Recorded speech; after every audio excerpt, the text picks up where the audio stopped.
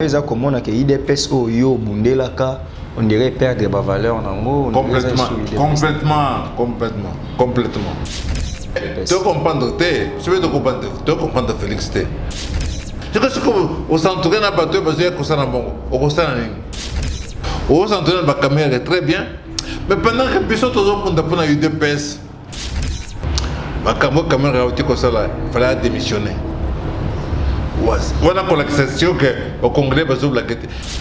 Il fallait montrer ça la marche mon boulevard au moins 1 million de Congolais. Toutes les églises, les écoles, les partis politiques, les ONG, tout le monde, au moins 1 million de Congolais tout qui dans le boulevard. Bamindele bazo yokana pour me sentir pour télévision parti en boka. Yo kendiko. James Kabarebe as chef d'état-major. C'est pas n'importe qui, ministre de la Défense et Rwanda. Nous sommes endurés, James Kabarebe est responsable. Yo, j'étais de cabinet chef de l'État en Bokana Bisso, aucun des nègres. Bah bêtise. Et il y a près de 100 millions de Congolais. Ce que vous avez pour comme Moko y a Congolais, Moko y a dirigeant, 30 millions, 100 millions de Congolais. Et c'était parce que les Congolais ne sont pas yélés. Et c'était parce que yo, vous avez plus beau, plus richté. Tant que tu connais la négociation avec le gouvernement, Kabila, Atinda Kinan, Nemi Mouilania, directeur de cabinet, professeur d'université, général Letumba, chef d'état-major général pendant des années. Et Obe Minako, président de l'Assemblée nationale pendant combien d'années? 7 ans. 7 ans. Et Chadar Emmanuel, 2 fois ministre patati patati. Il est peut-être Atinda Kinan. Augustin Kabouya Nakabunta Ata Yomoko après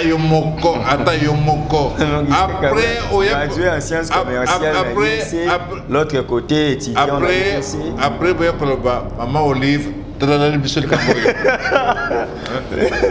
aucun de quitter nous sommes des personnes en opposition. Oui, mais des personnes à pouvoir. Ce qui des personnes à pouvoir.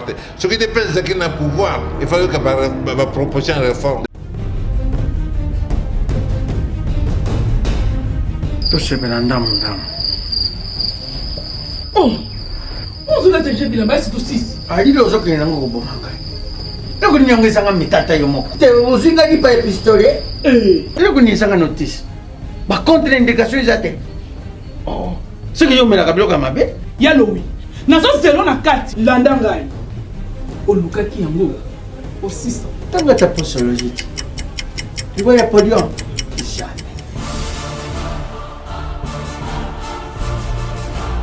Avec ici, non, pas quand on m'a attaqué na soko na kabila. Mais il y a quand on m'a attaqué. Et yo moko vraiment. Hein? Ah, solution de Jésus Amat. Solution yango. Maxibio Café, ndeni ni ressources. Maxibio Café, ezo sala makambo ebele na nzoto ya moto. Fungola nga mémoire. Dans notre traité, faiblesse sexuelle, hémorroïde. Ok. Solution la soir.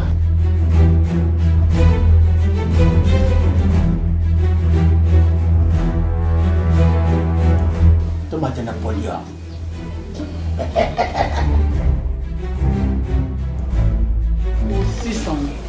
Bongo kokate. Non, talo kutu.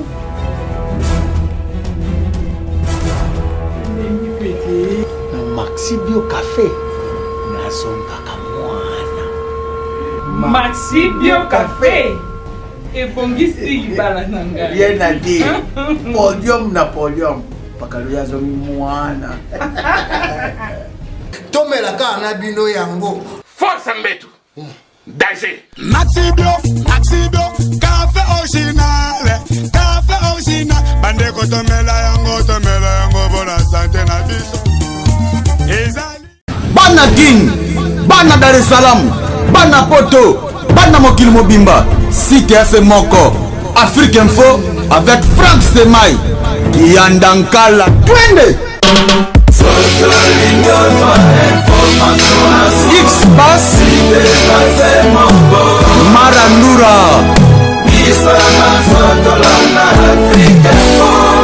Frank Semai Merveille à vous fidèles internautes de Africa Info, particulièrement surtout vous, c'est de cette émission Politique Info. En tout cas, bonne année 2020 pour vous qui suivez cette émission et tous les abonnés de cette grande chaîne. Voilà, c'est le tout premier numéro de 2020 que j'ai l'honneur de vous la présenter. Voilà, c'est Politique Info 2020 qui reçoit en séjour Corneille Mulumba. Corneille Mulumba, un des pionniers de l'IDPS, un des débutants, donc un des cofondateurs de ces partis Union pour la démocratie et le progrès social. Il a été associé parmi les 13. Il a été associé des 13 parlementaires en fait pour dire non à la dictature de Mobutu. Avec cette structure, les pionniers de l'IDPS, nous allons quand même essayer de parler sur beaucoup de choses. Et étant un Tshisekediste né, grandi et jusqu'à aujourd'hui, il demeure toujours à côté de cette valeur démocratique de l'UDPS. Nous allons essayer de parler avec lui sur ce qui concerne la politique congolaise, mais un peu en arrière à l'histoire pour qu'il nous raconte en fait comment l'IDPS a été créé avant d'entamer la politique de l'heure ou les enjeux de l'heure. Voilà, cette émission sera bilingue, sur le long de l'ingala, moi mingi, sauf que vous comprendrez, monsieur Mulumba Corneille, trop, moi libanda, l'ingala comme à mon boulot, mais quand même, sur le long. Corneille Mulumba, bonjour. Bonjour. Bonne santé. Santé Zamalam. Santé Zamalam. Les loyaux, avant tout zonga non moi sima, au cours la résumé RDC Congo démocratique après alternance et salami inane lelo déjà lecture n'est pas en nimboke kenden. Mais riboso to personne bandona biso ba internaute to personne ngombote to présenter bango ba veille à bonne année, n'est-ce pas? Président de la République 2020 année de l'action et c'est un grand monde dans monde c'est une chose ali cette action wana asa nango poko kende boso président de la République moko ko sala kamunyo sauté il faut que chacun contribue dans dengenaye tous ensemble toko kana musika to profiter de la situation oyo et de la kana na biso to présenter signe de solidarité la population à l'est tu pas que ce qui est limité votre biso parti à Bokawana donc ça fait biso baso 2020 il faut l'année à monnaie tu n'as pas élection auto sali te financer bisomoko tu as un code d'union à biso tu as la majorité ya coalition donc pour l'engagement tu as tout essentiel tu as l'habitum battant que tu as armée étrangère tu as attaqué biso donc tu as condition pour permettre que mboka na biso et décoller donc pour l'engager soit l'engager ensemble tout ce sera pour moi que les postes c'est possible. Voilà, c'est possible. Avant tout ça, moi place soit na pour aussi mais aussi simbi déjà ba point auto lobela lelo émission mais to kolinga moi na mboka Corneille Mulumba oyebisa biso yo batebele ba dutara na yo. Pour na Congo ba doka ko s'improviser o nga ko fondateur nga boy IDPS et créama ndenge nini yo zalaka wapi. C'est ça, merci beaucoup. C'est important, fait maintenant clarifier ma situation là. Voilà. Regarde, nous avons beaucoup de gens qui ont 13 ans. Ok. Dans Poto. Dans la salle école secondaire na Poto, dans la salle université na Poto. Mais nous avons toujours dynamique, tout entreprenant. On a créé un cercle d'étudiants en tant que l'université, tout ça qui va syndicat d'étudiants, étudiants travailleurs. Toko cité moi baton batone di ba godar motemona oyo eza batone teba na bango banda kuna ba Marcelin Tichambo zaki gouverneur Sud Kivu eza bato banda ka ba jeune to banda na bango ba le sakweno to sala ba mission avant comme radio nani et comme Top Congo ezaki radio panique na Bruxelles to sala ba mission qu'on a donc toujours entrepreneur. À l'époque, on a peut-être eu deux personnes qui ont été. En 80, mon coïa bateau de qui sont actif. Marie-Claire Ngalola. Marie-Claire Ngalola, Zaki, moi, il y a Ngalola Pandangela. Mon coïa bat 13 parlementaires. Ngalola Pandangela, qui moi, il y a Nair Zahir. Apprécier copie à lettre ouverte de 13 parlementaires. Ça, c'est Maki. Tant Marie-Claire Jean Benginga, n'ayez pas naïe, tout coutani, tout tadim kana tanyango, Puis oyo les bombe to côté ngo boité photo to pesa ngo poa na ba moyen mi surtout démultiplier en des milliers d'exemplaires to diffuser à gauche à droite par conférence de presse pour t'expliquer to kabeli ba politique union sur le syndicat nous surtout pour vulgariser les vulgariser en pensant sérieusement partout à l'extérieur ba auteur ya lettre ouverte ba kanga ki bango donc moi pas ça on a ezala quitté bison à l'extérieur hein tout ça mais quand ils sont dans la radio tout ça la presse écrite que kuna et puis comme on connaît Moulumba puis hein bandi ko même la presse comme bazana ni tout ça bakangi bango tant ba libérer bango ba comme il président Mobutu Mukanda le 15 février on va informer que tu crées parti na biso comme nango UDPS Nazela moko donc ngala pana jatindi mwana ye benga pesinga Mukanda na jura jour na ke lokoyo ce que échoué jamais ezala par faute manga na juré que na s'investir totalement na lokoyo faut simba tout relever défi deuxième Mukanda voilà c'est Mukanda te simple Mukanda ce que fallait qu'on pèse sango qu'on pèse UDPS corps voilà logo ngamunda salango. Non, donc ça tu comprendre bien, logo au tout le monde a UDPS. Ngamunda salango. Corneille Moulumba, au Azana plateau na biso. Ngamunda salango. OK. Mon côté na parti, mon côté. Ako bisino ke ngamunda salango, ngamunda salango jamais.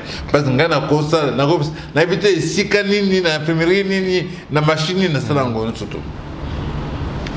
Tout ça le logo, fallait qu'on ça la statut. Il fallait qu'on ait un règlement intérieur, il fallait qu'on rédige un projet de société à UDPS. Yango biso to sala kan na professeur du Konda oya utakiawa ayiko na portuna to sala kamino sona. Donc to pesa ki UDPS corps. Après qu'on pesa UDPS corps, il fallait qu'on fait connaître Ango. Tu installé le comité UDPS dans l'Europe Mbimba, dans les États-Unis partout tu installé le comité UDPS. Là nous rappelons à l'époque tu regardes MPR. UDPS que deuxième partie ou est-ce que voilà c'est que MPR parti état donc tu te forcer te forcer partout tu pays tu installes le comité UDPS Paris Bruxelles partout en même temps tu vas dire que ça va photocopier en année mikanda sona kotinda awa par exemple monsieur citoyen Bokele Ale, boîte postale 720, Bandaka. Donc, il y a tout Tindi. Parce que existait, mais peut-être 720 déjà existait. Regardez Komikuna, n'est-ce pas? Ce que Komikuna, mon théâtre font la boîte à Moniango, à Otangat. Oh, Nini, au Pessabat, parce que autant quand on a c'est que na Congo mobile, tu vas dans comme le révérend Père Corneille. Donc, c'est que l'enveloppe n'a pas caché, nous autres comme révérend Père Corneille. Nous avons une mission. Pour que la suspecte. Et quand tout ça, toute mission radio, télévision, tracté, tout ça, c'est une déclaration qui passe à l'objet. Rézaki a le côté, n'a signé le combat qui passe à Natinyango, n'a radio qui présente qui passe à l'objet. Comme on vote parce que c'est la relégation de la prison, mais la radio internationale va dire de l'UDPS pas commis. Donc ça c'est vanté, mais ça ne sera qu'à UDPS parce que c'est plus facile pour mon bouton quand gaba bateau. Alors qu'il peut bangot, nous sommes aussi constamment mais à l'extérieur. À l'extérieur, nous avons pivot à mon camion c'est UDPS qu'on a le bas. Voilà, ça c'est. Donc Wanaza et Bandeli, la Bandeli 82 83. Voilà, mais ça les logos les pionniers de l'UDPS, ils ont structure tous avani. T'es le baboy.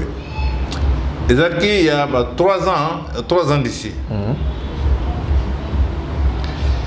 Dans le cas, au niveau de bonhomme, je vais vous dire que l'équipe est député. L'équipe est député. Mais si on a bilamba. Antali, Azaki monta UDPS. Député. 4 ans. Denga Sawana, Aza député, Azo siégé, Azo Liambongo, attends, on a moutuka, Azo Yembatek monteur, na outi ko sali ko sapramai, Aza ba oyo ba se sacrifier pour la DPS. Parce que comme l'opposition de l'OSA facile, n'importe qui a comme l'opposition. Mais tant wana, yo kan sa l'opposition, yo sana, tant mon bout yo sa l'opposition. Bako bombayo et puis na famille na yo et cause baza autorité ya kusana matanga. Bité, si to sali ke bate, bana nyonso yo, bako yeba bisote, bako yeba ndani ya combat na bisote. Et on a contacté pe ba moi ba donc so ba to bonta na bango bazaka, tsaka na bango contact kawana. To créer structure ya ba pionnier ya UDPS. To le pour la biso ba pionnier UDPS ça ba to nyonso ba bunda ki na UDPS avant le 24 avril 90. Voilà. Donc avant que le parti soit reconnu officiellement. Bah oui, avant le 24 avril 90, tu viens de pionnier, il y a eu des PES. Donc les structures à partir en tant que voilà, au sein du parti, tu courant il y a ça qui a eu des PES. Oh, bon, pour la UDPS, oh, paysan vient à Bango pour des PES. Donc donc voilà, tu comprends parce qu'il s'agissait de siège à la Rawapi, est-ce que si les lots, yo connaît Moulumba au Demeraka na UDPS? Mais pour mes amis, on va toujours confondre. UDPS ses amis, UDPS ses vision en Bokoy, UDPS ses valeurs, UDPS dans la démocratie, il y a tolérance, il y a dialogue, vous comprenez? Il y a droit de l'homme, c'est ça qu'on va n'abisso, vous comprenez? Alors à côté la valeur non soit aux individus nous devons se comporter dans la position. Malheureusement à Bisso et référence il y a un père parti politique Mobutu Tatabo Mokomambo. Donc tant que ce que vous êtes d'accord Tatabo moins infiltré ce qui n'a parti politique aux la fonction officielle, donc vous avez la partie. Quand vous avez la partie, vous êtes le secrétaire national, vous êtes le président, vous avez la partie, vous êtes le membre. C'est-à-dire qu'on partage vision. C'est que vision UDPS, concevoir en gros. Concevoir vision UDPS, définir ma valeur UDPS, définir le projet de société. C'est-à-dire que logo c'est que nous avons des UDPS dans la partie. Partie est plus proche de moi que UDPS. Est-ce que UDPS est comme belé? Est-ce que tant que UDPS Tshisekedi parce que après Awawa dans le régime Kabila UDPS déjà nous avons Mobutu déjà UDPS Kabwanaka UDPS Tshisekedi UDPS Kibasa. Mais après, tu es comme on est sur UDPS Chibala et Bimi, UDPS il y a Rigini, il y a Mouba. Les bêtises, tout ça là. Zaka égoïsme, égocentrisme. C'est Ngaï, ce Ngaïté et le côté. Vous comprenez? Ce qui Ngaïté. On appelle politique Nabino. Si pas Etienne Tshisekedi, c'est le chaos. Mais exactement, tout ça là qui. Il y a un conduire que tu comme un niveau là. Et UDPS Tshisekedi et le côté. UDPS Kibasazani et le côté. UDPS n'est un point, un trait. Alors, ce qui est comme président, qui va ser président, qui va la président, mon bac est président. Tout le résultat, il y a des bêtises, tout ça est bon. Il y a une élection, UDPS 40 années de combat, 0 sénateur. UDPS 40 années de combat, 32 députés dans 32 même plus de la moitié de la UDPS. Alors, Dengeni te quoi porter changement ils ont la catégorie n'est pas qu'on fait tromper pour les sociétés dans la ce que tu besoin de démocratie besoin de député besoin de sénateur ne soit là donc tout le baquet ils ont erreur musulmane tout ça ils ont contre crime parce que aux gens battu bel na beaucoup ils kufa parce que balanda kibiso na comme na bango tu as droit de ya ko faire échouer UDPS vous comprenez donc c'est à dire que ils ont erreur tout ça faut qu'on y mango mais puisque mon a vu ça comme président de la République, et le connaît ça là que, EPPRD, notre FCC, quand on a au moins 5-6 fois, Danto Kingakati, Lubumbashi, Mbouela Lodge. UDPS pas une seule fois. Cache pas une seule fois. Depuis communiqué à Nairobi, pas une seule fois. Alors, pourquoi le UDPS est dans le pouvoir? UDPS est dans le pouvoir. Comment ça? Mais UDPS est dans le pouvoir parce que ce qui UDPS est dans le pouvoir. Alors, il fallait tout le monde, UDPS, ça, vous se retrouvez congrès au moins peut dans la salle au moins hôtel puis longue abatou au moins Félix Soana bazana mbake bazali accordé mon bazali ba chiba la bazali chaque Chabani ba Belchika ba Mutanda on peut pas te beler à oh d'un coup on ne pas comme sous et pas na biso zate on ne dit pas que UDPS dans le pouvoir na on se ça na idée UDPS za wapi eza Félix Soana naba oyi bato ya poni pona ye donc toko ko assumer responsabilité am kambwana te neti lelo toko solango santando tanto ozomona ma menace aux dans l'est na boka biso OK maka MONUSCO tango président Tshisekedi azoloba MONUSCO etikala est-ce que ça point de vue na ye to point de vue ya UDPS est-ce que UDPS a fait cette position et que peut-être position. Non, mais là aussi, il y a une question. Le président de la République, Félix Antoine Tshisekedi, a fait partir les sous IDPST. C'est logique, c'est normal. Congolais, il est indépendant. En 2023, ce qu'on postulé, il est indépendant. On a raison. Si qui position UDPS par rapport à c'est ça que je veux dire. Parce que elles ont tenu la position UDPST. Mais il fallait au moins que UDPS appelle sa position. Ok. Qui en côté?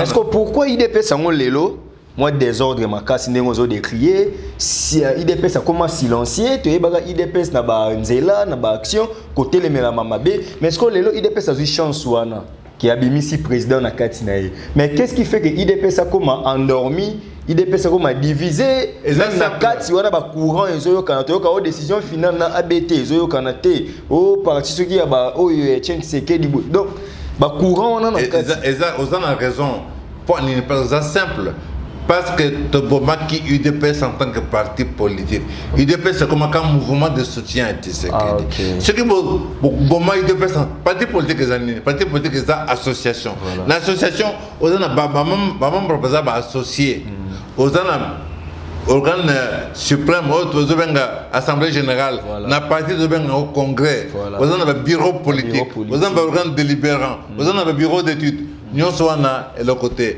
alors et comme le leader maximum na base na balabala c'est comme ce que leader azaté base idée nulle part au monde base dirigeant.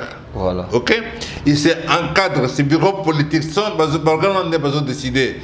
On soutien à base, besoin d'expliquer base. Ce que les athées, tant de démocratie, ce que nous avons il faut le Parlement pour se baider pour changer les conditions de vie du peuple congolais. Au changer les conditions de la majorité du Parlement. Yango wana kozomona ke erreur munen. Bon, soit au komikuna mais président de la République, à ce que le président Batunyon, il doit désigner Kabon de président intérimaire. Il fallait quand même que convoquer, rappeler le truc là-bas. Attends, le congrès était simple conclave. Bengisa cadre de l'Union UDPS. Au sein de liste, il y a 100, 200 cadres de l'UDPS. L'Union c'est secrétaire généraux, secrétaire national, travailler dans le comité de soins. Au Bengsi Bango, à 200, place dans le Belgique, même pendant 2 jours, 3 jours, quand on se bat, tout Koutani, tout Sololi, tout s'organiser, tout ça. Pour topper sa président, idée. Tu éviter qu'ils soient obligés de aider Wanate, au moins topper sa point de vue UDPS et Yébana. On dit que ce que la Bamoussous, au bazar majoritaire, imposer pour presser avec la position UDPS et Zabongo. Parce que les personnes qui vous appellent l'élection.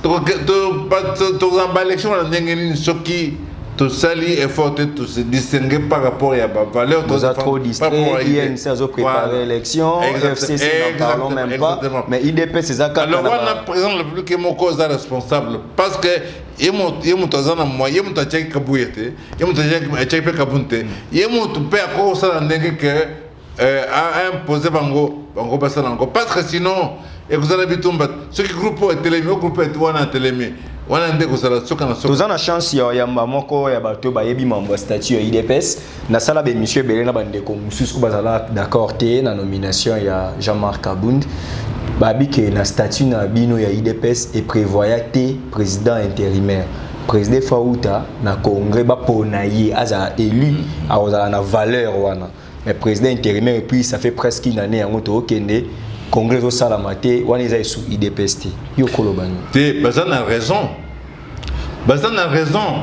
biso IDPS a mundi pour un état de droit état de droit ça veut dire respecter la loi qu'on respecte la loi il y a parti des statuts des règlements intérieurs statut prévoit en dengini et le constat la ce que le président empêche statut le boy l'article 26 le en cas d'empêchement du président pour des décès ou d'empêchement et il faut dans statut en vigueur le loi il faut un directeur directeur on a composé de 3 personnes le secrétaire général le président de la commission électorale la commission président de la convention démocratique convention démocratique est allé dans parlement du parti voilà un directoire voilà le conseil directoire bangonde besoin assurer intérim il y a président pendant 3 mois donc il fallait qu'il y ait un secrétaire général pendant 3 mois pour au bout de 3 mois passer le congrès pour bâtir les nouvelles structures président et tout ça ils ont élu le secrétaire général il y a comme qui député président vice-président de l'Assemblée nationale alors c'est à dire que le premier secrétaire général adjoint sur la liste de nomination il y a des moutazo assumé le rôle là pour pas convoquer congrès basale en côté ba nommé Kabouya il y a président a violé statut a nommé Kabund le président intérimaire et dans la statut et ça makambo au sala que on dirait que quelque part soit vous risquez carrément que IDPS qu'on fasse définitivement parce que les gens côté aux autres et c'est pas comme les autres il faut être n'était les autres n'était donc ça très ma bien ma caché bauti comme ça là cri d'alarme na eux ça comme on que IDPS o yo bundelaka on dirait perdre ba valeur nango complètement solution ni ko proposer na IDPS pour to kota non ce qu'on mamboka to tika IDPS solution est simple il faut une humilité, modestie. Vous avez UDPS, vous avez des biso, vous avez des jeunes plus jeunes encore, tout ça. Nous avons des UDPS. Nous avons un souci pour changer, pour améliorer les conditions de vie du peuple congolais. Instrument de biso des UDPS. Donc il faut tout les messages UDPS. Il faut que parti politique quand on le bas. M. Kabund, à Sali, puisqu'il y a un désigné, à cette liste, il y a 200 personnes.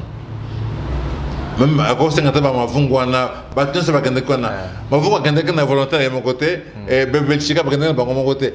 Quand intolérance, c'est que bâton sont n'a pas gagner quoi ça toi. Tout boss dans le passé, les lots tous à mon côté ça présent la Bible. Tout boss en a passé son na, tout sangana, tout tient mais la personne ensemble. Tout ça liste on a tout se retrouve pendant 2 ou 3 jours. Quelque part. De là, tu as un bureau politique provisoire. Parti de un bureau politique. Tu dis, moi, parti de pensant que nous avons besoin d'un bureau politique. Tu tiens organe délibérant provisoire. Tu tiens bureau d'études. Parce qu'il faut. Oh, tu dis, moi, parti de pensant que ma ça idée gestion. À partir de là, tu peux même maintenant, pour mes athées, structure provisoire, et ça là que parti tant entre-temps ça fait président va aider tant qu'à soutenir bien tant mobiliser l'opinion tous la présence dans l'opinion et après ça donc tu prépares calmement congrès à partir congrès même après c'est pas un problème parti que ça tout ça n'a pas idée parce que c'est un bon d'acquitté na tant que ça n'a plus minoritaire na FCC na coalition FCC cash mais pas idée puis tu as encore les FCC donc na pas idée na biso ce que j'ai eu de pèse et constat que population congolaise, peuple congolais, ailleurs que bateau et pesant, bateau que pesant va aider, pesant la volonté. Puis c'est une démonstration, il y a volonté na biso. Bon, nous sommes na bateau koya. Et bien les besoins parce qu'il y a ça en Congo. mais UDPS qu'est-ce que bango ne pesa un bon pour UDPS ça là pesa que manquer na bango pour UDPS ça là le laisse que talibien quand est dans le gouvernement quand est autour de la présidence de la République au moins na bateau pour UDPS UDPS asika au moins bateau pour UDPS attends na Kinshasa bateau ba contacter balam ba bombe lacrymogène maya moto nyonso na ozomona ba vanda na 11e rio ozomona bango te bango te bato basala démonstration ya volonté et détermination et comment pour ba côté faut bazana na carte au moni par exemple l'assemblée provinciale ba aligner bato moko boy ba bibisaki na comment ba sacrifice na biso ba bimba député provinciaux assemblée provinciale de Kinshasa 12 députés provinciaux. Il fallait au moins 3 ou 4 sénateurs. 4 sénateurs. 0 sénateur. 3 voix suffisent pour. Aller à gauche à droite et puis c'est fini. Alors, donc, il y a responsabilité à président Chilombo Yemoko. Ok. Déjà, tu as aux autres dossier Oyo. Mais avant ça, il y a tout. Quand on a un lobby, est-ce que c'est normal beaucoup parce que les loyaux bato bandima kate biso nyonso tokoka kondima te que UDPS ekoki kosangana na PPRD FCC ekoki kosangana lelo na UDPS ngana bomwana na nga nyonso j'ai travaillé à côté de Etienne Tshisekedi en 2011 même il a douté fort de Vital Kamerhe mais aujourd'hui Félix Tshisekedi aza na kosolola na Kamerhe aza na kosolola na Kabila na bato nyonso ba na elobi. Pourquoi pas Bobenga pe Mubake Mavungu Bobenga bato nyonso babechika bakenda pourquoi que UDPS wana ezala pour les lelo tomoni kibasa déjà bazawana baza kutu na ministère à PTN pour qui déjà ba allié donc quand on est mulumba soué na yo bato nyonso ba comprendre yango c'est que ba rassembler bato nyonso maintenant yo lelo pour to chiter place wana bino bato bobundela UDPS bozumbongo te bozo galérer ti lelo mais bande comme susu ba yo na chance pelo pamba to ba bazaki ti na suka pemeni ya fachi bazo se retrouver quand même yo ko senga nini ni fiske ba est-ce que ba koki ko salelo comment ba reconnaître ata bino ba tchabino ata na ba place publique ba entreprise publique ba ko lukata base wana ba créer les ba misala kabuya lobaki mambo 70% ba ya ba gouvernement na ba cabinet ba ministre ba sali yango te à part Yves Binkulu au moins ba misusu bazo sala yango te. Non d'abord c'est pas bêtise. C'est problème qu'il y a 70% 40%. Ministre est responsable, n'est-ce pas? Comme tu as un ministre est responsable du département naïe. Azan a obligation et résultat. Il faut appeler ça par résultat. Ce que les obligés à jouer comme conseiller, d'engagner. Parce que bâton pas pas responsabilité à chaque. Donc, les bacambois ne pas qu'ils aient un côté à ton côté. Bon pour un ministre, ils ont mérité que ça soit ministre. En dehors, il y a diplôme, base à l'idéal politique, engagement politique, base à l'idéologie. Parce que ce qui est une compétence dans l'idéologie, encore vous savez quoi bien. Ceux qui ont une compétence dans l'idéologie, vous avez des technocrates, des technocrates, vous avez des bâtards, vous avez des robots, vous avez des valeurs tout. Alors, Kabila le Baki, je suis 15 personnes. 15 personnes ont dit que Kabila est là-bas. Ils ont dit que c'est un professeur d'université pas un diplôme. 15 personnes au bazar d'un diplôme, bazar na peine idéologie. Voilà. Yango na zaki na ngote. Yango ça ko ken sikate sur dans bateau bazar idéologie. Dans les lois IDPS ça souffrir pour les autres travailler na bateau bazar idéologie. Mais tu comprendre té, je veux te comprendre Félix té. Parce que ce qui connaît un bazar ministère ils ont cadoté. Ils ont mérite. Ils ont cadoté. C'est-à-dire que pendant 40 ans, le fait que pendant 40 ans, c'est-à-dire que vous avez une idée, au moins, vous avez une idée précise de quoi pour tout changer. Et puis, au début, parce que ça pourquoi ça a une vision, ça a un engagement politique. C'est que ce que vous s'entourez dans le bateau, parce que ça a bon. Et le côté, exemple, Félix, président de la République, dans le cadre de l'accord de Mango, a nommé Kamerhe premier vice-président, premier directeur de cabinet. Je crois que c'est 4 directeurs de cabinet adjoints, il n'y a pas 4 Nani Boyebi. UDPS pendant 40 ans. Azana bateau, côté budgétaire, cabinet adjoint, pour un esprit UDPS.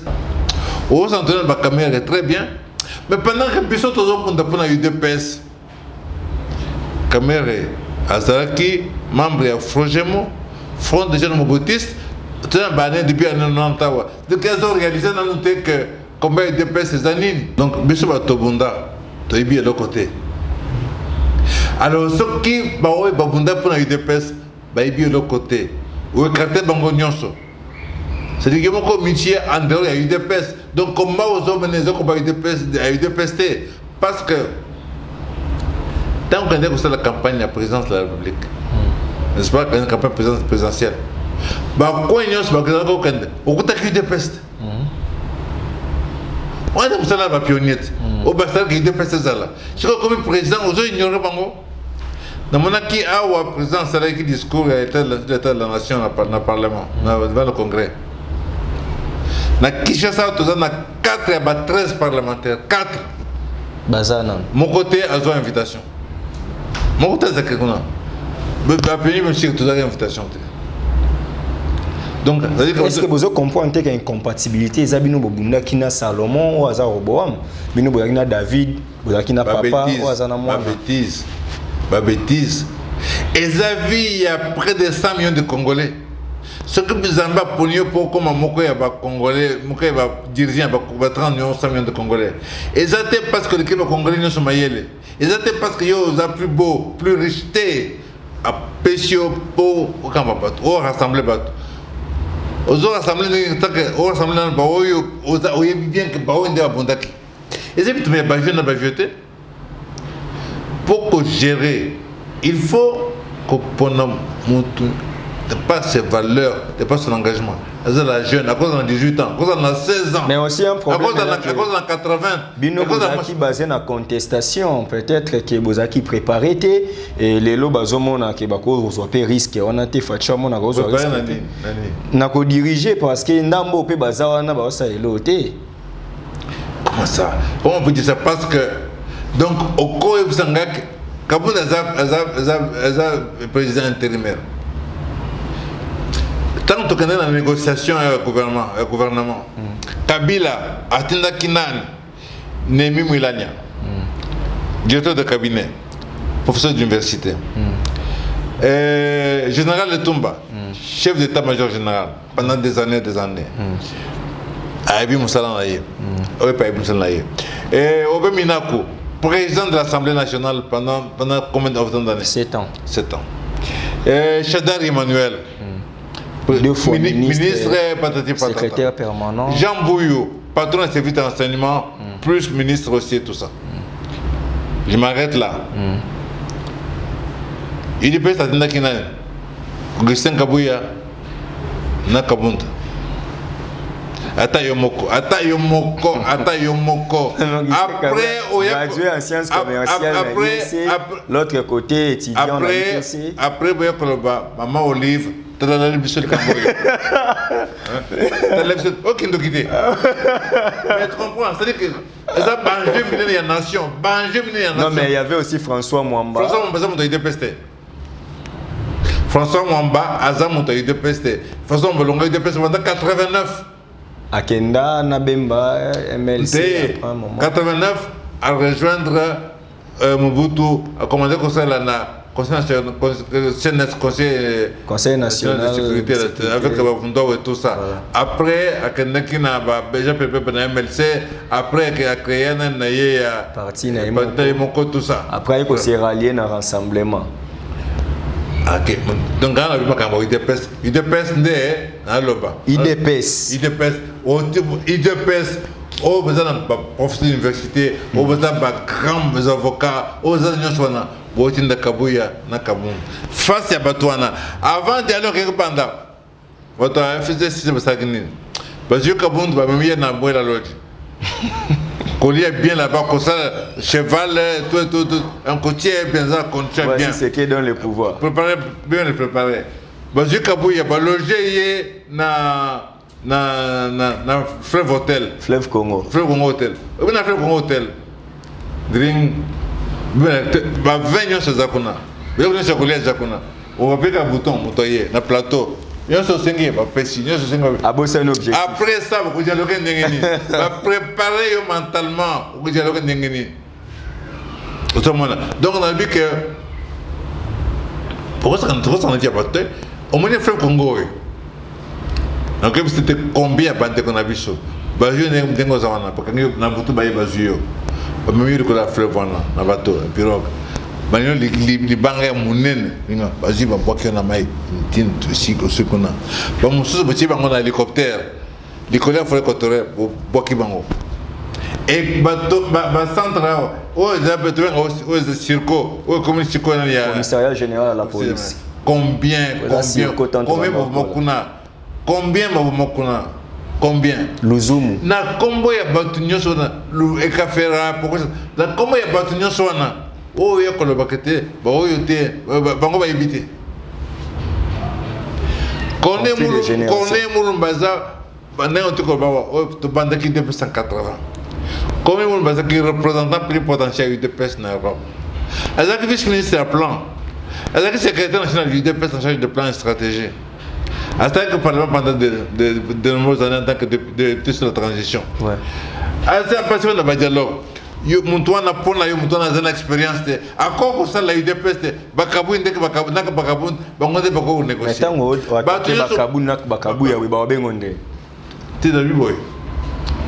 Eza on a pas. Zima baninga bakomi lelo ba diriger. Dans répondre ouais. Kabu ezaka sont très gentil. Kabu dans gentil. Alors peut-être ngai soka monika na parlement abanga kulutu kabu surtout dans bena kam kulumpa net si domo yemo ko bato bena kulumpa vous comprenez ça veut dire quoi ce qui na organisation pour organisation simba faut mutu na mutu dans la place naie l'homme qu'il faut à la place qu'il faut vous comprenez na parti politique besoin elle est ce qu'il faut c'est la 13 parlementaire na kati kuna ozaki na muteti maneti Tshisekedi téméraire fonceur ozaki muteti Kibasa grand tribun aloba ozaki na bateti bangalula très rusé très fin bateti ba makanda ba idéologue bateti ba liaou ba grand professeur universitaire scientifique respecté dans le monde entier bateti ba birgendo ba grand économiste au mona vous se compléter et on va ça là que c'est-à-dire que les lois en dingue mon ça dit que bolingue simba miracle les en côté ba décision nani to tia wapi ba organe yebani bureau politique parce que nani to tia nani à cause de la porte-parole parce que Zol va bien parce que communiquer bien nani à cause de la petit procès Paul Chilombo.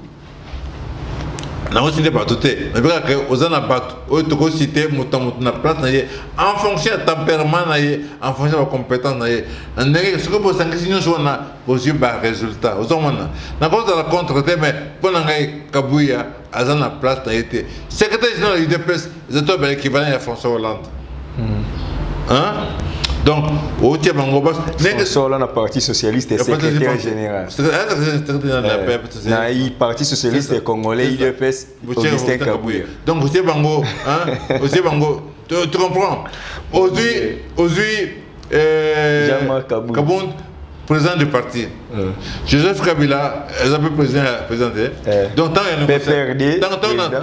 a négociation au tiers Kabila na Kabound pour négocier faire nous sommes dans le point pour comprendre l'importance de ce nangote jamais nengo zawana au condiment que aux obella faut pas payer yo babiche konto ya stagiaire un coopérer yo jamais ko condiment voilà il est donc c'est clair côté qu'on a contre mon tata mon côté pour nangai intérêt ya parti nanu intérêt peuple nanu parti de pesa concerne le peuple Moussala tout les misango pour aider le peuple Moussala pour encadrer président Félix Tshisekedi au moins maintenant il y a 5 ans donc c'est un an déjà ouais 2023 les années électorales 3 ans dans 3 ans pour tout impacter vie nationale tout impacter le peuple congolais pour des personnes qui va faire belé et s'engager tout le parti maintenant Voilà, vous comprenez Binomoko, to poussani mon liboso, c'est quand même total déjà 30 minutes place.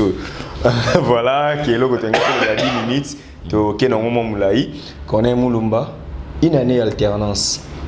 Les intentions étaient au vu de tout le monde que ça devrait se fêter et jusque là on non officiellement parce que le président agit par voie d'ordonnance, mais les lots de ordonnance montée au Eboyi Makambouana. Il se peut que une année on a le 24 et ça l'a mis fête. Réaction aux années, Kabila Ndimi copé sa pouvoir. Te, oh l'équipe tout mon chica, hein? Bah te belé, bah me dire bah ça qui n'y a pas base de commande en bas cannabis. On a tout rendre hommage à Joseph Kabila. Ah bon. Affaire échouant. Bah me kaki na Genval. Oh, Tchékédi est père, hein? À cause de la présidente intérimaire, président de la transition, nous sommes encore pour la population du Maïla en Tchékédi. Quand la mangue est à côté, on a ni Moïse Katumbi président. Et en gros, il y a des gens qui préparent qui pas comme président. Bah, puis il y a dénoncer ma camba, il y a Genval. Bah, les gars qui que UDPS il y a la base naïe pour tenir Moïse Katumbi comme président. En réalité, Félix comme premier ministre, le Kaboy. Tout dénonçant, na sévérité, nous dénoncer ma casse. Bon, après ça, il y a tenté l'opération en Afrique du Sud pour passer sa opposition, pour sa candidat Moko. Et puis, dans Genève, monter contre la Bango, puisque Kabila a fait échouer, comme la Bango Aboyna a sa victoire, on a vrai vainqueur. Donc, Aboyna a bloqué Moïse Katumbi à côté d'une manière ou d'une autre. C'est quoi, je sont là. Parce que MONUSCO est organisé par l'élection. Kabila a habité, tu financer l'élection comme plus somoko. Pour imposer plus de mon côté. L'Union européenne a habité, toujours les observateurs. Tu sais bien que l'expérience que na kati ya bamalete na bango bazakazela na résultat bango na bato ba poni bité beaucoup na binoté observateur kaka ba africain ozoma na ba échoué alors a préféré soutenir Félix puisque Montunaye ou Ponaki et Nani Ramazani c'est marqué habité Félix azama na mboka comme président tous nériés. Tu peux faire une coalition qui est makasi, tu FCC, tu cash, une coalition qui est pratiquement 70% dans le Parlement. Et c'est là que tout le gouvernement a soutenu la grande majorité. Le gouvernement composé de bateau, puis on va congolais, va imposer de mon côté. Le président a makasi pour tout ça, tout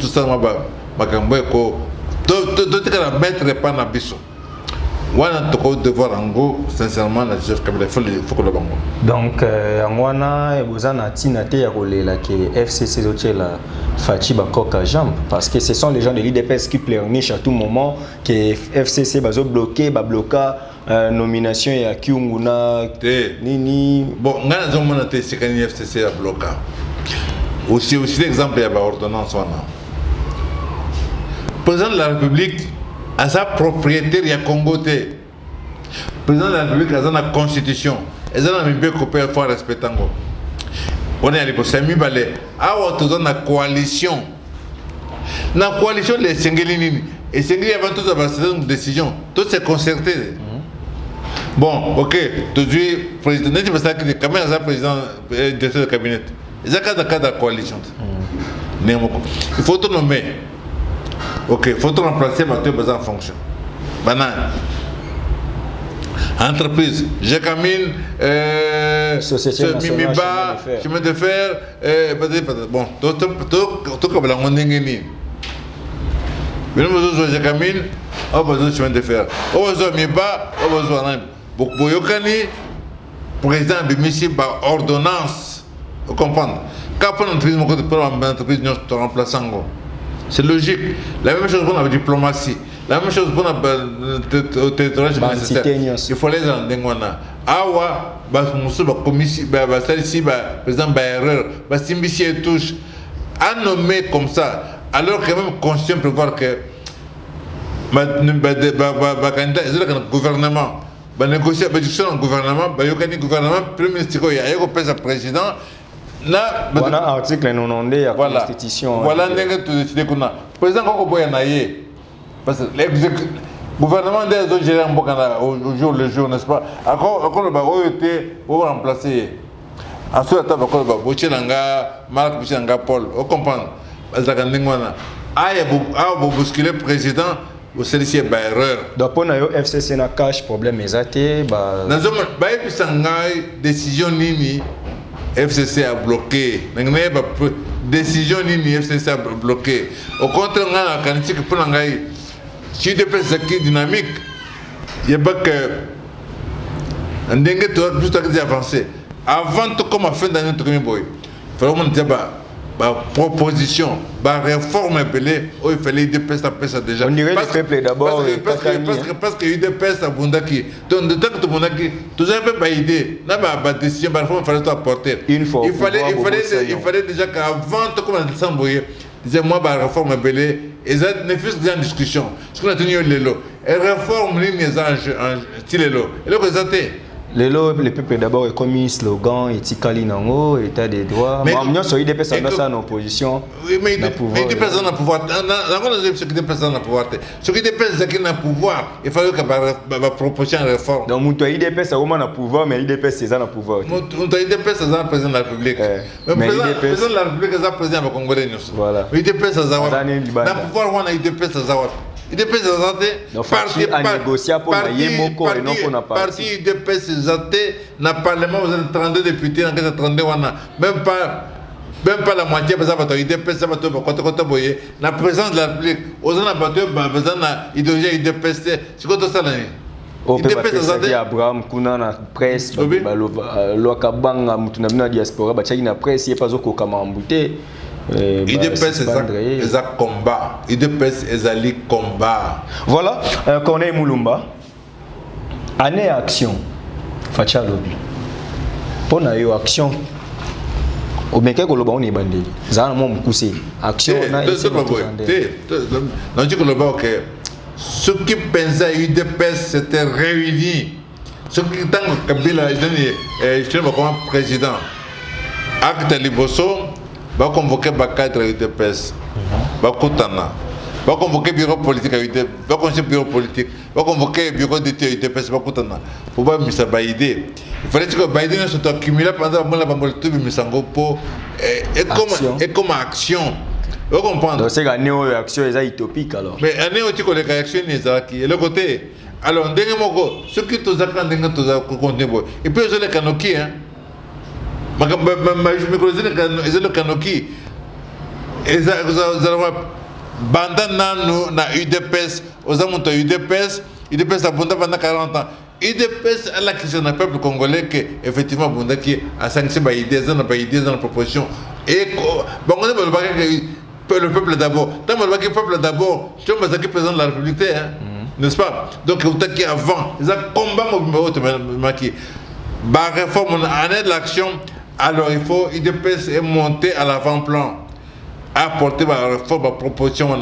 Tout le monde si le FCC a bloqué parce qu'il y a encore un intérêt. FCC a encore un intérêt. Donc à bloquer. Vitel Kamerhe, directeur de cabinet à chef de l'État, les samedis passés, tout le monde a vu vidéo, tout il y a le coup d'or, c'était vrai. Invité d'honneur. Dans le mariage, il y a moi James Kabarebe. Pour la petite histoire, James Kabarebe, ancien chef d'état-major sous l'AFDEL, au Ayakana Musée de Désiré Kabila, après Bagbenga Bango conglomérat d'aventuriers, tu as vu que guerre il y a 6 jours na Kisangani. Ezaki Kabarebe na général Mususwana Zaka na Uganda, baboma ba Congolais na Kisangani.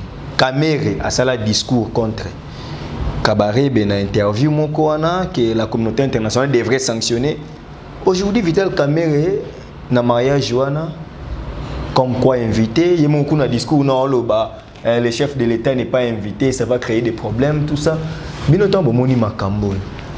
Mais c'est pas ce que dans mon thème. D'abord parce que il faut que ça gagnité. Makobola, tingi, n'est-ce pas? Baboma, Congolais, les bandes, des vivants, pas le Rwanda. Et ça, la vérité. Et ça, la plaie, oyo, Congolais, parce que nango. Ce qui osent me conscient, osent incarner, osent symboliser Mboka, osent tenir, il y a cause à la distance au Cambodge. Parce que vous avez un bouton, vous avez un camarade, vous avez un problème. Mais symboliquement, vous avez un mariage, vous avez un approché. Au moment où vous avez un Congolais, qui candidat, le président Félix Nakagame, Kagame est comme Awa. Et ça n'est pas injure, mon coboy. Puis les combattants ont été Maboko Yo, Nani, Oboya Kagame. Mais Sony Makasi. Kabila Sala. C'est Kabiso Mabe. Kabila Uteko Sakangote. C'est Kabiso Batute. Bokamwa Nenge. Makambozo Kanaes Lelo. Kagame ne Mutoza Sima Bangote. Oh non,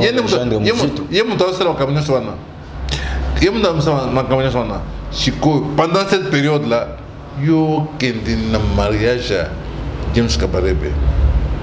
Au milieu qui s'appelle Boye, on veut offrir un cadeau. Oh, le 300 ngombe. Oh, attends, il y a mon co. 30 au moins, il y a un co. C'est plus en quelle année? Père Mobutu. Premier ministre belge, M. Martens, il y a qui a une visite officielle à. Le président Mobutu a embarqué un bateau. Il bien très bien la veille, le jour très bien, il a fait dire, il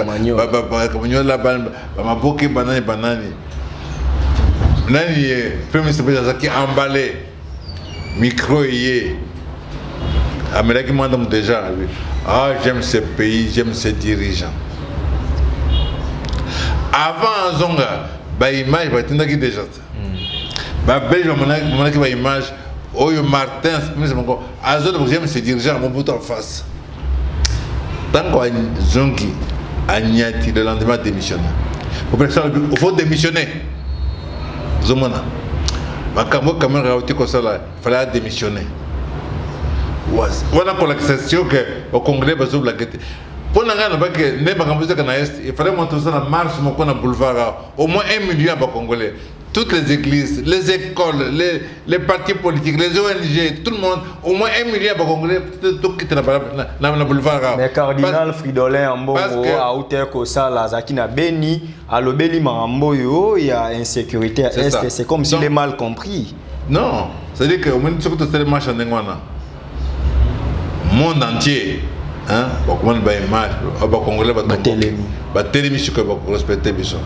Mais ce qui va on va trouver bien besoin que na ba caméra, na ba Kagame, besoin mi pesa maboko, besoin na ba caméra, on respecter biso ngeni. Donc oya sali ba démobiliser et si qu'il fallait pas mobiliser les Congolais pour ba thème la ngo pour Mboka.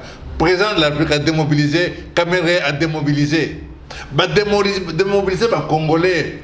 Pourquoi ça matin image on comment on a été jamais aucun des pays va filmer au ne pas répondre à ma question. Alors il peine un discours à bien ça basé félicitations de la part du chef de l'État.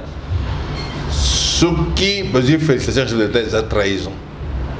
C'est trahison il y a pas Congolais. Ba Congolais ba confier belé na mboko. Ba Congolais ba zo côté ko kufa chaque jour. Ba mindele ba zo yokana pour ba msengisa pour ba télévision parti en Mboka. Yo Kendeko. James Kabarebe as chef d'état-major. C'est pas n'importe qui. Ministre de la Défense et Rwanda. Nous sommes endurants, James Kabarebe est responsable. Yo, j'étais le cabinet chef de l'État en Bokana Bisso, aucun de nous. Où en sommes-nous, cardinal Pozo Chitewana, cardinal Fridolin Ambongo, pour la balkanisation à Makassi? Est-ce que vous avez de preuves que la RDC va être balkanisée? Oui, mais c'est pays, bien sûr, n'est cardinal Albion Golelo. Mais pour l'Angaï, cardinal, avec une analogie n'a été nationale en côté. Nani alingi a balkanisé. Moyen ni a utilisé pour balkaniser. Parce que ce que vous pointez du doigt, Nani a alingi a balkaniser, c'est comme si tu avais rien dit parce que tes balkanisation et ça projet aux banda kala banda le moment pour on a zaraki attends ce que va vouloir truc les cas s'accentuer mais banda le moment le bagage déjà alors awa il fallait monseigneur azala conséquent am kantina suka allo ba que bat oyo balinga balkanisé bongana biso za ba occidentaux parce que balingi va profiter na minéral na biso au moindre prix, n'est-ce pas? Bango a besoin de financer Rwanda. Bango a besoin derrière la guerre à Rwanda. Ah ok. Bango a besoin de Rwanda. Bango a besoin d'assassinat à Biarimana déjà. Zaka Bango pour battre installer Kagame. Kagame a agent à si na Bango. Kagame va Museveni za agent na Bango. Ba installer Bango parce que Bango va évacuer déjà que Umutu a zobé la makasi dans cancer Kaming ta koko fanaye. Tant que dans tout le monde qui était Bango va évacuer déjà parce que Muta Kende fait soigner kuna. Ba que azana cancer Kaming ta zokofa. Ba j'ai pas disposition wana pour bâtir ba placer ba na Bango. Bien. Sikoy ba zo financer Rwanda parce que ba minerais aux autres kuna de Rwanda qui m'a Bango pas ba industrie na Bango. Bango de zo financer MONUSCO. États-Unis est un grand contributeur à MONUSCO. Et si ce qui va besoin de financer Rwanda, besoin de financer Ouganda, besoin de financer MONUSCO. Le président de la République de MONUSCO est un bon cannabis. Il y a un bon gozolo baké MONUSCO est un bon cannabis. Au moins, tu n'as pas de raison. Parce que MONUSCO est bien effectif dans le côté.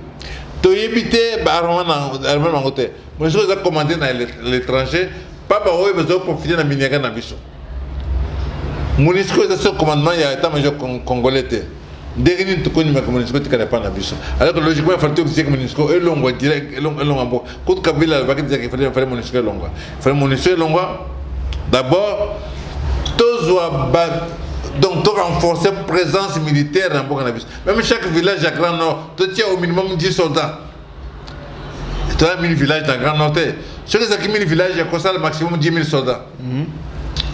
Mais tu me dis na Kasaïté, tu me dis na Équateur, tu me dis na Bandondoté. Tu peux concentrer même la moitié de notre armée côté Kuna pour te sécuriser partie de à ce moment-là, tu peux faire échec dans la balkanisation. Parce que présent dans Bisso, c'est ma Rwanda, ce qui tu l'ongoli MONUSCO, ce que tu dis officier n'y a au bazar original il y a est, bazar sur est, tu déplaces mon côté mon ouest, tu dis tu tiens couvre-feu chaque jour peut-être 18h 6h du matin, couvre-feu. Chaque village 10 soldats. Ah, ton bizarre le Congolais, attends 1 million de Congolais tu maintenant na balabala. On te fait sa sécurité en cannabis. Tu peux sécuriser en cannabis. Minimum tout ça wana. Mais ce qui te zose doit monter petit jeu boy. Rwanda to kende. Tu dois négocier. Ce qui te bloqué kuna. Bako zala obligé parce que ma puissance occidentale on a. Bako c'est passé na minéral na bisoté. Bako y'a qu'on négocie na Kinshasa. Tokote la bango ba minerai na prix au sengeli na prix on a ce que tokotia mon na budget de l'état tout dans le budget à 6-7 milliards tout dans le budget à 30 40 50 milliards de dollars. Voilà donc quelque part Adolphe Muzi toi qui n'a raison il y aura qu'il faut que tu déclarer guerre en Rwanda. La vérité que pour mes années na comprendre pas congolais parce que j'étais Muzi toi le baquet de Kambwana. Mais besoin pour ça na ba congolais besoin qu'on fasse chaque jour parce que peut bangoter. Non. On a invité que voilà, il faut déclarer guerre en Rwanda. Congolais, Congo, déclarer en Rwanda. Il faut que tout ça dans le bas. Et puis, RDC, il y a 1 million, l'armée, il y a 1 million, 2 millions de soldats. Tout ça, le minerai qui permet que tout prêt financer l'équipement militaire, tout ça bien équipé. Est-ce que tu as 1 million de soldats en Kinshasa, même 2 millions en Congo, bien armés? Quel est ce pays qui peut jouer avec le Congo? Aucun. Donc, il faut tout créer plutôt. Ok, tu attaquer Rwanda. Il faut tout créer des conditions de dissuasion. Tu renforcer l'armée Nabiso, tu équiper comme Sengeli, tu mobiliser la population, les Congolais, la terre. Alors, pour respecter Bisso, tu peux jouer le rôle de leader politique, leader militaire, leader économique, parce qu'aucun de nos voisins n'a la possibilité de Bisso de ça. Merci, Torom Nasuka émission. Corneille Moulumba, tout a été dit. Un message fort, de Cognon Sobota au sein de la Congolais. Avant l'élection, Manuel Baboy, toza na nzela moko ya mabulu. Liboso na biso na virage moko très dangereux. Après virage toza na boulevard. Donc singi toza la nyonso tout déraper na virage wana te po tokota boulevard. Qui na nzela biso mabulu tout l'équipe na virage proprement. Bitumbate, le côté, nous c'est l'équipe bien, tiens en place. Parlement, présidence, gouvernement, nous sommes en place. Rien du tout. Tout minier, toute la majorité parlementaire, alors, c'est un cas tout se serrer les coudes. Pendant que nous avons eu des pestes, tout se rendre compte que parti, parti politique et propriété privée à Félix Silomboté. Parti, membre de sa parti, associé. Pour assumer la responsabilité en tant que associé à UDPS, pour d'autres c'est UDPS, pour une autre accumuler en tant que baïdé, par stratégie, on a tout mis sango pour essayer de se président de la République, pour essayer de s'emboquer. C'est encore possible. Tout se serrer les coups, tout se mobiliser pour passer à cannabis, tout le monde a besoin de cette organisation, et le côté est solo. Mais tout le réussir, c'est ce que tu as mobilisé. Tout se mobiliser. Coalition cache en tour en forçant Makasi, le président de la Suède d'avoir la majorité. Bon, on a besoin d'avenir, on a code million d'habitants. Dans les lots, tous on a climat, mais voter c'est cause électrique, électrique. Et tant que na coltan, na cobalt, besoin d'un grand producteur mondial cobalt, milliards de téléphones que tombe na mokili. Et tombe na coltan, besoin d'un grand producteur de coltan. Avenir na besoin d'un monnaie Congo, tout élément, tout ces services tous la solidarité, on a besoin de 4 coins du pays. Avenir des Aponabiso. Voilà. Ezaki Corneille Mulumba, il a été satisfait dans le plateau Nabiso de Politique Info. Au moins, Ezaki à l'aise. Dans le but d'Anga. Oui, dans le but, ils ont automoté Manga. Ils ont automoté Manga. Nous le bâtiment pour nous, mon plaisir. Nous le bâtiment pour nous de plaire dans mon tout. Ils ont une conviction très profonde Manga. Au peuple de juger. Merci, cher monsieur. Donc, c'est un honneur pour nous de vous présenter cette émission. En tout cas, avec comme invité Corneille Mulumba, un des pionniers de l'IDPS, donc l'initiateur même de cette appellation. Voilà, un grand merci à cette équipe qui a réalisé cette émission. Là, je vois Chaton Kolo à la réalisation, Osé Ngalina à la prise de vie. Merci à Tordette Lessa, la Mégane, donc une partenaire par excellence. Merci à mon vieux Siamoulex, bon séjour à Kinshasa. Les top managers Franck Stéma et Souka. Merci à vous en tout cas, cher tout le monde. Vous et moi, nous allons nous retrouver très prochainement pour un nouveau numéro de Politique Info. D'ici là, portez-vous bien. Bye.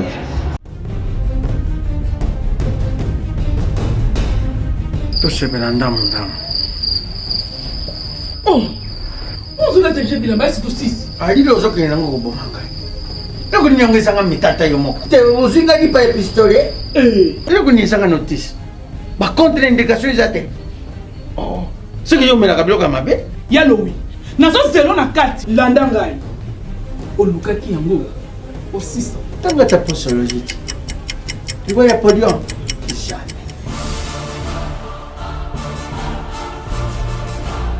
Allez, ici? Non, non, pas quand on a attaqué na soko na kabilamba. Ya kanga makana.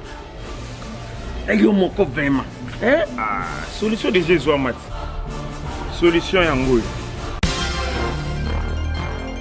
Maxi Bio Café, ndeni ni ressources. Maxi Bio Café, ezo sala makambo ebele na nzoto ya mutu.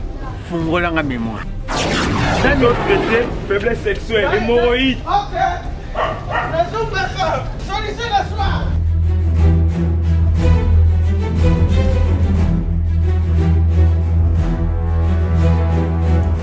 Tomate Napoléon.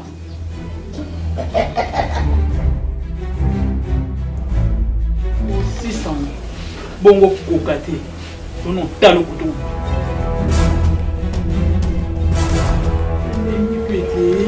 Maxi Bio Café. Nasombaka mwana. Maxi Bio Café. Et bongisi balananga. Bien à dire. Podium Napoléon. Pakaluya zomi mwana. Tomelaka na bino yango. Force mbetu.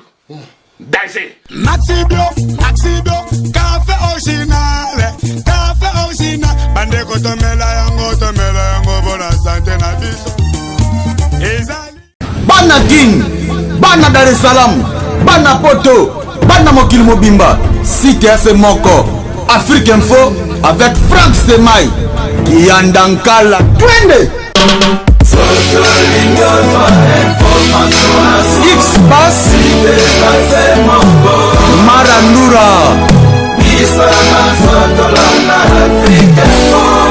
Franck Semai